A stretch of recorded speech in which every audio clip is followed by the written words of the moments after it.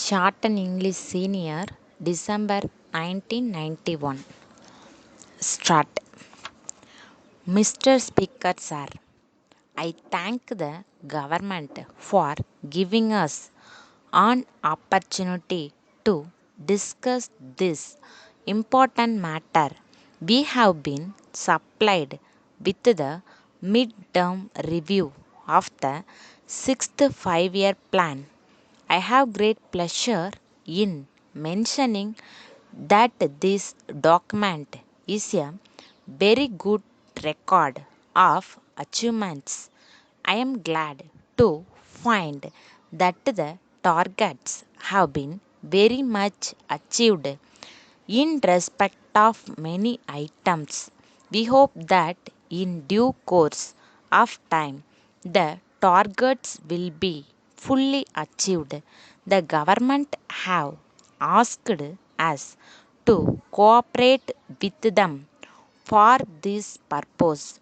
In that spirit, I want to make some suggestions for the purpose of the consideration of the government, and if they are sound, we hope that the government will act upon them. As a matter of fact, in my view, this document would have been more useful if it had been accompanied by a mid-term assessment of the actual results of the working of the plan. That would be a much better way of increasing the usefulness of a document like this, showing the schemes under various items of expenditure and the extent to which they have been useful. By way of illustration, I shall point out one thing as regards agricultural production. The government say that they have started the scheme of seed farms, supply of fertilizers, and so on. So far as seed farms are concerned, there is a history behind it. For some years, some of the seed farms were affected by drought, and it has been mentioned in the statement that after some years it was found that some of the seed farms were not useful. The estimates committee went into this question, and some of the members were of the opinion that the scheme might be dropped and that it might be left to private enterprise. I am not saying that it is quite correct, but there was such an opinion. Taking all these things into consideration, the better thing even now would be to find out whether the scheme has been useful. I say this only by way of illustration, and there are many other things like that. So far as agricultural production is concerned, it is said that it depends upon the large mass of farmers in our country. So, it is necessary that the government should be in touch with the farmers from time to time. Regular surveys also should be conducted. If this is not done, there will be that general feeling that, in spite of the large number of irrigation schemes and the large amount that we have been spending, agricultural production has not been stepped up to a great extent. Of course, I agree that we have not done better in our state than in other places.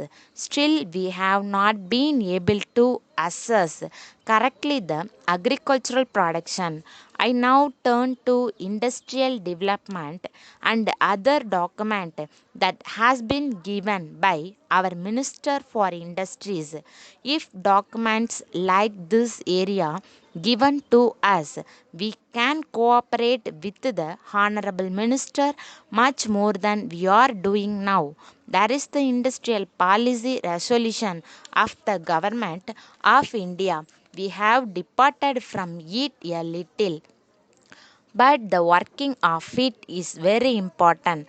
As regards private industries, I endorse the policy of our government, which is to see that more and more industries are started by private people.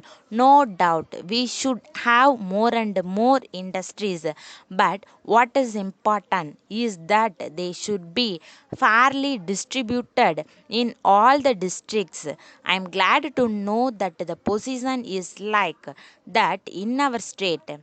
Letter dated 3rd December 1990 from the sales manager Hari and Company, Broadway, Madras, to the business manager Saradi and Company, Shian, Bombay. Dear sir, we thank you for your letter of the 30th ultimo.